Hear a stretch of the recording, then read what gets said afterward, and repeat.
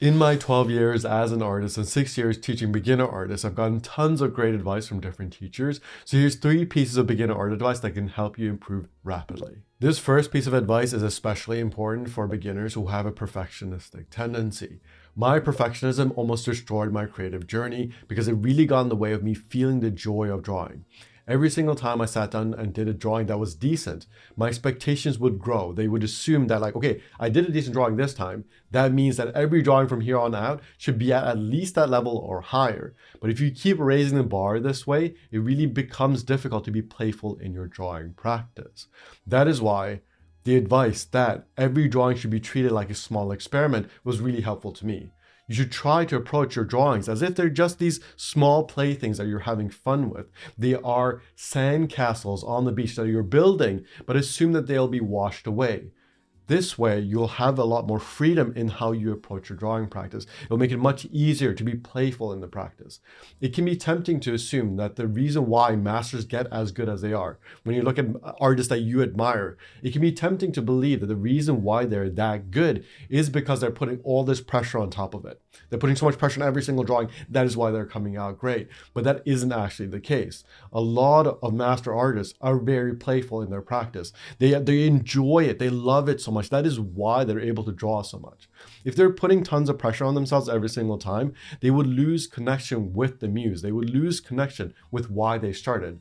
Most people start their drawing practice when they're very young, where they have this room to be playful. And then as we get older, we build these expectations. We get on social media, we want to get the likes, and all this stuff gets in the way of letting drawing to be this fun thing that you do that isn't full of constricted energy, right? Like you don't want to feel like you're doing homework. What you're doing is you're playing, you're having fun, you're out at recess. You want to treat your drawing practice that way because that will make it so much easier to be playful and discover more things about yourself. The more playful you are, the easier it is to discover things about yourself.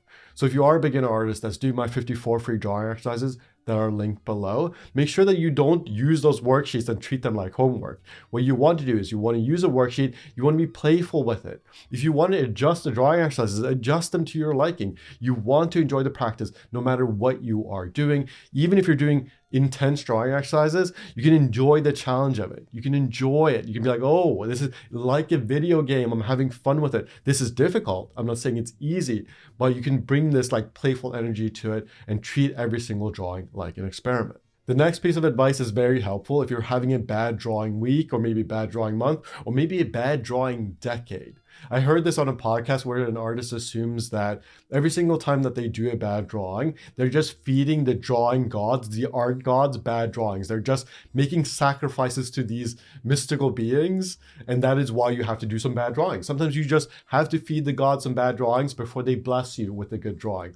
And even if you are an atheist or you don't believe in spiritual things, I think you can admit that a lot of the creativity that comes out of you is kind of mystical. So I like this framework of like almost doing bad drawings as a sacrifice to this larger being, and then admitting to yourself that a lot of your drawing practices is actually intuitive. You don't actually understand why sometimes you do a bunch of good drawings. This always blows my mind sometimes where like I'll come home tired from the gym and I'll be in my sketchbook. I'm just like putting in time, enjoying the practice, and suddenly I'll do like 3 good drawings in a row. And I'm like, how did this happen? There's no reason why I should be doing good drawings right now. I'm tired. I'm not even really paying that much attention. And suddenly I'll just do good drawings. And I'm sure you've had these kinds of experiences where you can't fully explain why you did a good drawing. And there's like this mystical aspect to it. So sometimes just admitting to yourself that there's also a mystical aspect to doing bad drawings. You don't understand why you do bad drawings because so much of drawing is intuitive. It lives in your body. It's not all up here. It's all coming out of you. It's internal. It's in here. It's in your body. So if we assume that we have to do bad drawings for these gods, they can take some of the pressure off. It can just be like, okay, well, this is just what is happening. I'm just going to allow myself to do bad drawings because that is what the muse wants. That is what the art gods want from us in this moment. And that shaves off some of that judgment that comes with doing bad drawings. It's very tempting to feel bad about yourself every time you do a bad drawing. I've gone through years where every single day where I did a bad drawing, I would just think about it. I would just judge myself over and over again. I would feel a ton of shame. I would be thinking like, oh, I'm trying to pursue this. I'm trying to be an artist and I can't even do a single good drawing today. Like what is up with that? Like I'm not worth anything if I can't do a good drawing. You know, you can leap to those types of judgments very quickly.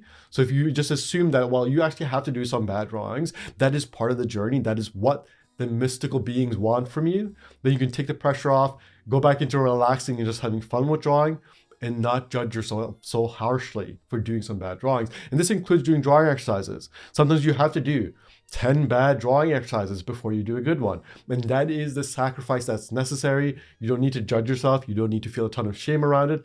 Obviously, we want to try to do good drawings, but don't add a bunch of shame and judgment to that practice. Allow yourself to do bad drawings. The third piece of advice that helped me a ton as a beginner artist is recognizing that being lost is actually an opportunity. It can be tempting to believe as a beginner artist that you need to have some sort of clear path to your main project, to your masterpieces. And if you don't have a clear path, that means you don't have a creative vision. I think this is a lie. You do not need to know where you're headed. That is why this is a creative adventure. If you knew exactly where you were going, this wouldn't be fun at all. You wouldn't be discovering things about yourself. You wouldn't be enjoying the practice as much because you would know where you're going, and that just makes it so boring. The reason why drawing can be challenging, but also so fun, is because it will reveal things to you that you didn't even know was there. You'll find things about yourself. You'll discover things about yourself that you didn't recognize intellectually, but you'll feel it deeply in your core. And the only way to find these things is by being lost sometimes. You will feel lost sometimes in your art practice, and that is completely normal. What I've found as well is that a lot of times you'll feel very lost right before you discover something new in the practice. Right before I discover a new medium to play with, or right before I discover like different types of shapes I want to play with, I usually feel quite lost. I'm like, oh, I'm missing something. And that missing is the opportunity because it creates this space in the practice where something new can come in. So if you start to judge yourself heavily for this space, this gap, then you will start to try to close the gap unnaturally instead of letting new discoveries fill in that space. And that is very important to remember. So if you are a beginner artist right now where you do feel a little bit lost in your creative practice, if you do feel like, oh, I don't know my art style and stuff, let yourself just be lost. You're not necessarily lost. You're just playing around in a field and you're open to discovering new things. So take some of that pressure off, try to enjoy your practice because that will help you improve quicker because you're letting room for joy to come in. You're not blocking the joy because you're judging yourself for not knowing where you're headed. Now, if you are a beginner artist that wants to improve really quickly, then check out this video right here where I talk about the 5 ways to get addicted to drawing, where you can actually learn how to enjoy the practice so much that you just sit down to draw, where you stop scrolling because you're so excited to sit down and draw. I think that this is the hack that will let you draw way more and improve way quicker because then you will actually enjoy the practice instead of trying to force yourself to the table. So check that out right here.